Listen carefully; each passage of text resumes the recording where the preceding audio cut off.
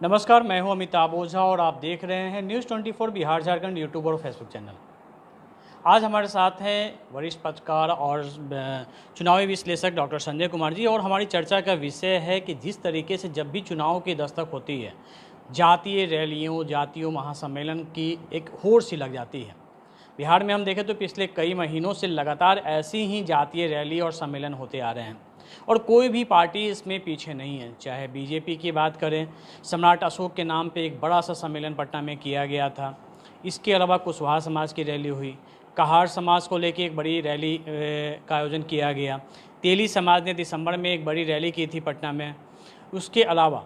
अगर हम बात करें तो मुकेश सहनी जो मल्लाह समाज के आते हैं, लगातार बिहार के अलग अलग हिस्सों में घूमकर अपनी रैलियां कर रही हैं। और तो और उत्तर प्रदेश की सुहेलदेव पार्टी के राष्ट्रीय अध्यक्ष हैं,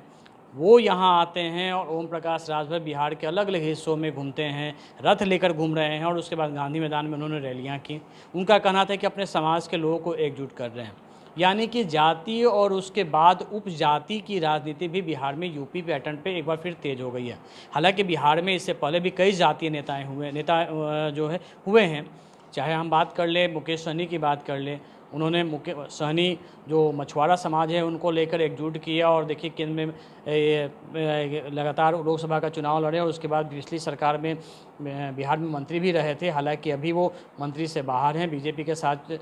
उनकी अनबन के बाद वो बाहर हो गए हैं, लेकिन फिर से एक बार फिर खुद को स्थापित करने के लिए वो पूरे बिहार में, यूपी चुनाव में भी उन्होंने भाग आजमाया था। हालांकि कोई सीटें उन्हें नहीं मिल पाई थी, लेकिन बिहार में अगर हम बात करें तो बिहार में उन्हें वाई कैटेगरी की सुरक्षा दी गई है। उपेंद्र कुशवाहा जेडीयू से अलग हुए, उन्हें वाई कैटेगरी की सुरक्षा मिली, उसके बाद वो काफ़ी सक्रिय हो गए हैं। इसी तरह आरसीपी सिन्हा को देखें, आरसीपी सिंह भी जेडीयू से अलग होकर बीजेपी में शामिल हुए हैं और उन्हें कुर्मी का एक बड़ा लीडर के रूप में देखा जा रहा है। तो लगातार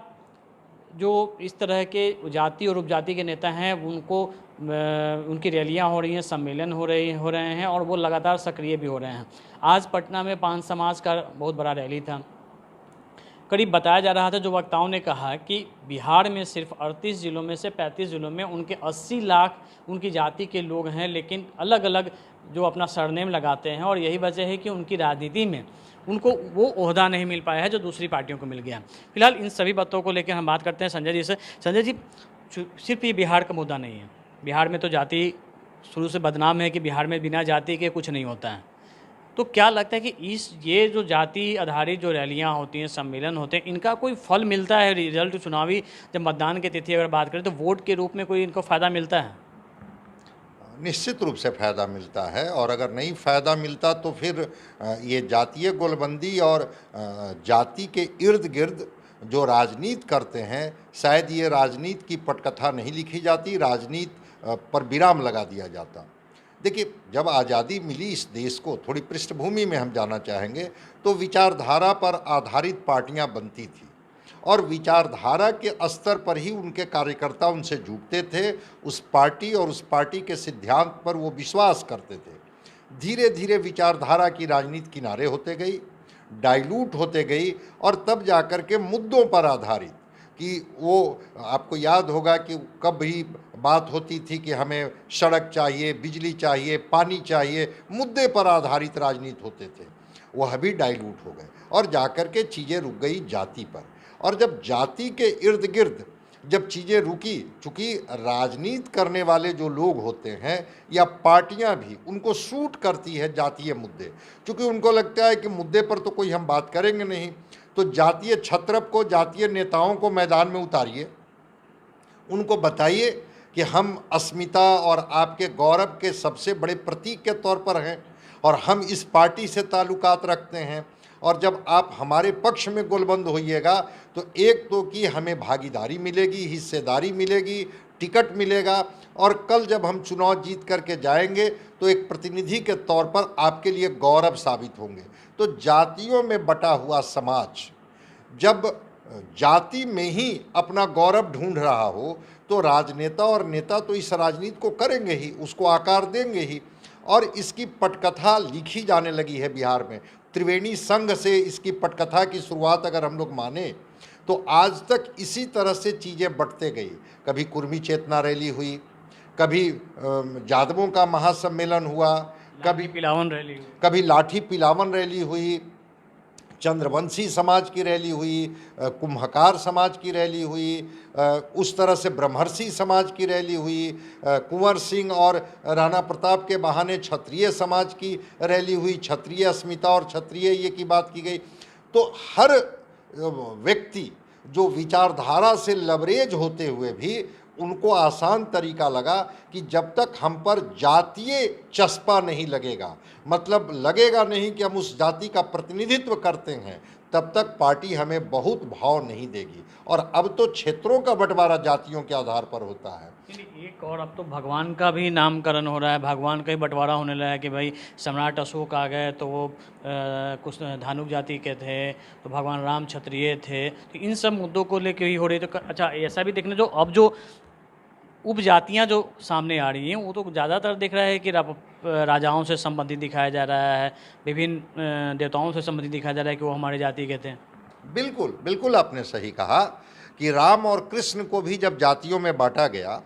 कि राम जो थे वह सूर्यवंशी थे, क्षत्रिय थे, और कृष्ण जो हैं वो यदुवंशी हैं। अब कल्पना कीजिए कि शायद राम और कृष्ण ने भी समाज में इस तरह की स्थिति पैदा नहीं की होगी, क्योंकि जो उनके मूल्य थे, आदर्श थे, उनके चरित्र थे और जो प्रजा के प्रति उनकी जिम्मेवारियां थी, वह एक मर्यादित चरित्र का द्योतक था। जाति में कभी उन्होंने न समाज को देखा न समाज को बांटा। और आपने सही कहा कि जो ऐतिहासिक, जो हमारे गौरवशाली परंपरा के जो लोग रहे हैं, वो सम्राट अशोक का आपने नाम लिया, चाणक्य और चंद्रगुप्त का आपने नाम लिया, ये लोगों को कभी जातीय चश्मे से नहीं देखा गया, लेकिन इतिहास से उन लोगों को उठाया गया और उस व्यक्ति पर एक जाति का चस्पा लगा दिया गया। भाई उन्होंने तो जो समाज के लिए, राष्ट्र के लिए, मातृभूमि के लिए जो त्याग किया है, वो व्यक्ति तो किसी जाति के नहीं थे, जाति से ऊपर उठे हुए थे और वो सबके थे, इस मातृभूमि के थे। और वसुधैव कुटुंबकम की बात करने वाला भारत का जो आदर्श रहा है उसमें तो सब लोग रहे हैं। लेकिन मैं बता रहा हूँ ना कि जब नारे इसके इर्द गिर्द हो कि जिसकी जितनी हिस्सेदारी उनकी उतनी भागीदारी, या जिनकी जितनी भागीदारी उतनी उनकी हिस्सेदारी, तो संख्या और भागीदारी और जातीय गणना के आधार पर जब उनको बंटवारा हो, मुझे समझ में नहीं आता है कि ये राजनीतिक मंशा हो सकती है, लेकिन न इससे राष्ट्र बदल सकता है, न इससे समाज बदल सकता है, न राज्य का कुछ भला हो सकता है। राज्य और राष्ट्र का भला तो तभी होगा जब उनको आप जातीय चश्मे से ऊपर देखना शुरू कीजिए। लेकिन चूंकि लोकतांत्रिक व्यवस्था है, अगर पार्टियों को, ठीक आपने कहा, बड़ी अच्छी बात आपने कही कि कोई भी पार्टी इससे इतर जाकर के रिस्क लेना नहीं चाहती है, क्योंकि उनको जिताऊ कैंडिडेट चाहिए। उनको पता है कि इस विधानसभा और इस लोकसभा क्षेत्र में किस जाति का प्रभुत्व है, और अगर उस जाति का उम्मीदवार नहीं दे करके कोई विचारधारा वाला उम्मीदवार दे देंगे, कोई संघर्ष करने वाला उम्मीदवार दे देंगे, कोई मुद्दा आधारित राजनीति करने वाला उम्मीदवार दे देंगे, तो शायद हमारी जीत की 100% गारंटी नहीं होगी। इसलिए हर पार्टी वही जातीय छत्रप और जातीय नेताओं पर दांव लगाती है, और वो नेता भी अपने को बार बार गला फाड़ फाड़ करके बोलते हैं कि मैं इस जाति से आता हूं, अगर आप हमें इग्नोर करेंगे, अगर हमें टिकट से वंचित करेंगे, तो शायद इस जाति के वोट से भी आप वंचित हो जाएंगे। तो जाति में बटा हुआ समाज जहां सब कुछ जातियों पर आधारित हो, स्वाभाविक है कि इनको सूट करेगा और मुद्दे गौण हो जाएंगे। न कोई शिक्षा की बात करेगा, न कोई चिकित्सा की बात करेगा, न कोई सड़क की बात करेगा, न कोई स्वास्थ्य की बात करेगा, न कोई एम्प्लॉयमेंट की बात करेगा। और देखिए सबसे बड़ी बात है कि एक तरफ जहां आरजेडी कहती है कि हम A to Z की पार्टी, यानी कि सभी जातियों की पार्टी हैं, वहीं बीजेपी का कहना है कि